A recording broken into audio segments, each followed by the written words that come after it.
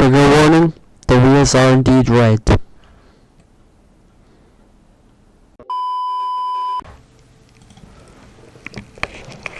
So Lamborghini started as a tractor tycoon back in about the 70s, 60s, and then Ferrari was insulting. Oh, but Nad, take it off the screen. Oh yeah. So they were pretty. I don't know if they were successful. They made air conditioning too, and then Ferrari was like, noobs, and then they made the Miura, and it's honestly a beautiful company. You're running late, dude. Oh, shut up.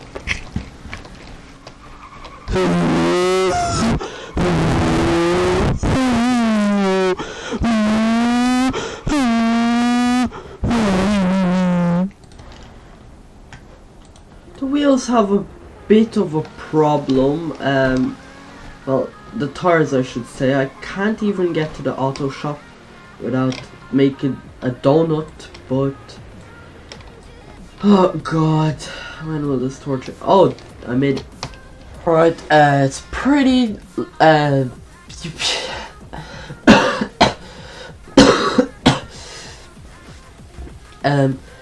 really light, 2,700 pounds. That's not really much. That's all the real life stats. Oh wait, actually this is a full throttle edition, so this isn't a real car. That's a lot of horsepower, alright weight distribution, good acceleration. What is there to say? But this car is worth $1 million, but you need rank 20 to buy it. My car is indeed maxed, but yeah, just keep that in mind. But there's not much upgrades on this car anyway, so let's just do it. Acceleration run and top speed run. So it's pretty slow shifting from first to second. The gears are quite long indeed. Probably that's why it goes so fast for Huracan. The braking is insane. Under about 150 miles per hour you almost brake instantly. But the gears are quite long and they shift kind of slow. But I'd say this car is really good on the track because it has fast braking. But it does have longer gears than usual, so I don't know. But this car is really light, so it can go left to right pretty responsively. And right as I said that, I crash into a building. Oh, since this car basically comes as a free body kit, and it is a special car, and it is an FT edition, so there isn't that much upgrades. It seems like every car review has like little upgrades, but whatever. It's already almost maxed when you buy it. There isn't really much you could do. There is tire friction. There's no engine though. You can swap the engine if you want. I don't know why you do that. I mean, it already has a like 1,200 horsepower or 1,200 horsepower. It has ride height in the suspension thing. It does have drivetrains. The reason I'm using rear wheel drive, where the wheels in the back spin, is for drifting. But this car is a bit insane, a bit over the top with power. It doesn't drift as well as the Corvette from my experience. If you'd want to go grip like around the track, maybe all-wheel drive, or maybe rear wheel drive as well, but boost up that tire friction, that's for sure. There was weight reduction. That's one of the things that comes with almost each car. There was no handling, again because of lack of upgrades for cars like these. There was no braking and there was no transmission, so really just weight reduction, ride height, simple stuff like that. There isn't much, but looks wise there's no secondary color. There's just the body and then the wheels. As you can see, they're red, so you can clearly customize them. And the weight does go down to 2,300 pounds. That's about a stock Sesto Elemento, so that's actually really good. Conveniently it's night time, so I might as well get onto the lights. There's a small beam here. It's just a bunch of LEDs running down like that. Pretty iconic on the Huracan. You got the rear lights. They come on as brake lights, and also when you have the headlights on, these come on. There are the reverse lights up here, pretty standard. And then there's the high beams, and then there's the hazard lights, a little LED running down here, and a little light back here. Now onto the details. We have the cooling here for the brakes probably. I called it grill in one of my videos and someone said it's front bumper. I don't know how that's a bumper, but alright. There's front splitter or whatever it's called for aerodynamics, like downforce. You got a bit of camber on the wheels, which looks really cool. You got the wide body kit. You can see the screws up here. It's pretty dark though. You got little cooling lines here. Basically just engine heat comes out to them. The engine stored in the rear. The fuel pipes. There is another little downforce kit in the back. A rear splitter, whatever it's called. Sorry, I'm used to different terms. I don't know, but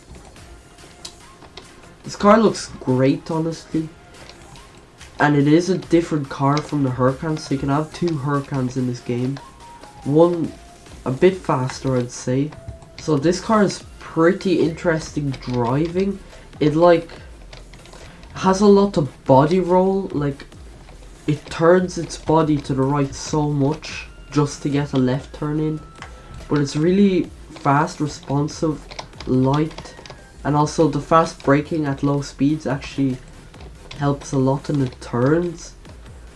The camber doesn't seem to have much of an effect. You just feel the bumps a bit more. You can fly a bit more, like if you hit a big bump or something, but other than that it's actually pretty good at handling. You shouldn't have too much of a bother. It makes about 270 per second or something. That's when you have double money on. Maybe 260 even. It's a lot less than a Regera, but it's really good for a third of the price. And I'm referring to the Regera because it is a really good grind car. But this car is a bit wonky. It does fly off and all, and it randomly has these outbursts of just sudden like fast turning, like out of nowhere. So it's not the most controllable car, but it's really good at driving still. I don't know, let's see if we can make this. Nope.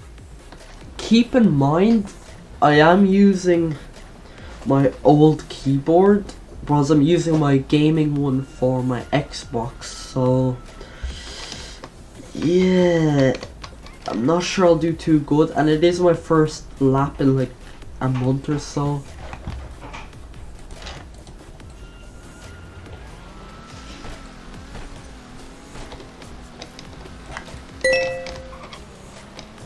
Oh, it's pretty smooth actually. Wow, it's really smooth. Oh yes, it makes these turns really well. There's no oversteer or understeer really. It actually perfectly makes these turns. And it doesn't take too long to gain traction after a corner, so yeah.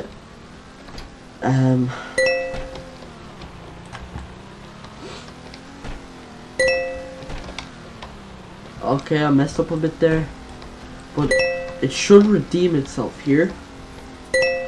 Oh no! There is a bit of understeer past about 200 miles per hour, but it should be fine. It's surprisingly smooth for such a crazy car that just throws itself into the corner.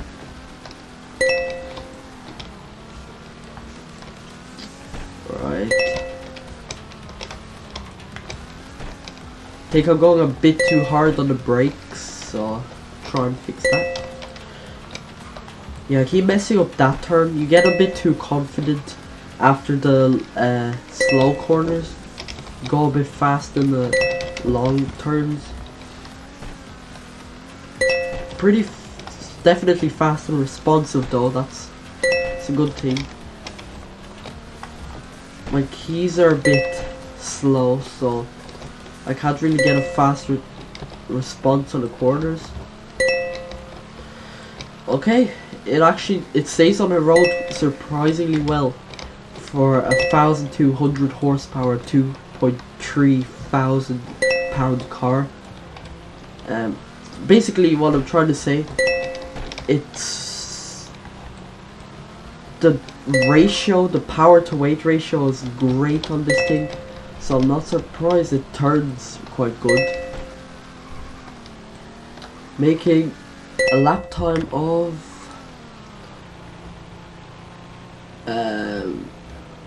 2:13. That is pretty damn good. 2:13. Happy with that. Yeah, that's actually a really fast lap time. It's honestly great on the track. But anyway, thank you guys for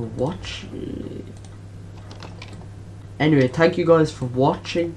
I'll try and make more uploads. Thanks for all the support on the Car Crushers video. I didn't think I'd get much from it, because I am a Full Throttle channel, but I just feel like trying new games is good, but Full Throttle doesn't quite update much. Anyway, like the video, bye.